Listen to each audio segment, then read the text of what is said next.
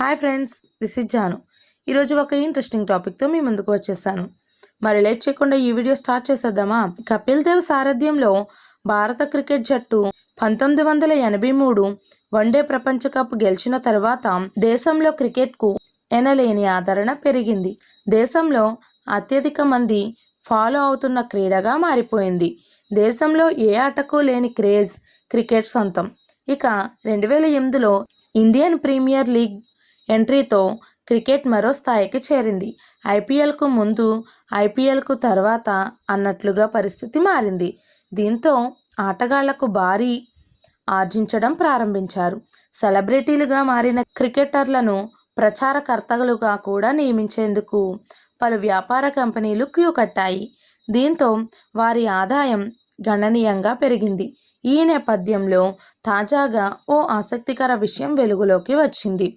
క్రికెటర్లలో ఎవరు అత్యధికంగా పన్నులు చెల్లిస్తున్నారు అనేది చర్చనీయాంశంగా మారింది.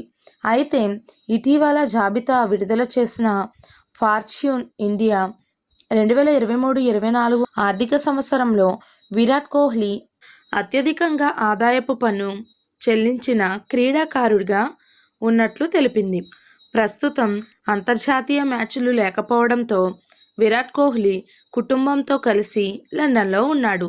అతడు 2023-24 ఆర్థిక సంవత్సరంలో 66 కోట్ల పన్ను చెల్లించినట్లు తెలుస్తోంది.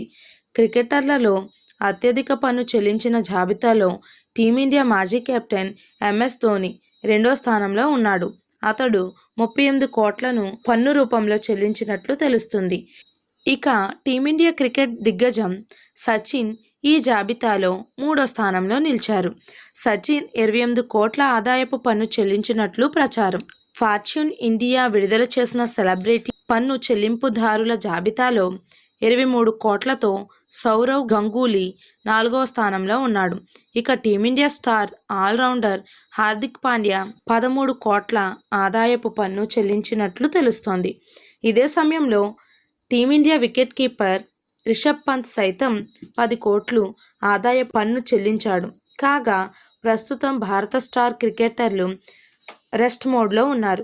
అయితే ఇవాల్టి నుంచి ప్రారంభం కానున్న దులీప్ ట్రోఫీలో శుభమన్ గిల్, కేఎల్ రాహుల్, కుల్దీప్ యాదవ్, రిషబ్ పంత్, సూర్యకుమార్ యాదవ్, శ్రేయస్ అయ్యర్ ఆడనున్నారు.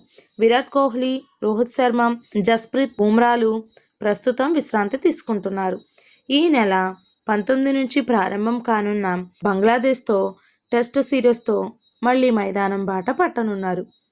మరి మీలో ఎంతమందికి కోహ్లీయే అత్యధిక ఆదాయపు పన్ను చెల్లిస్తున్నాడని తెలుసు?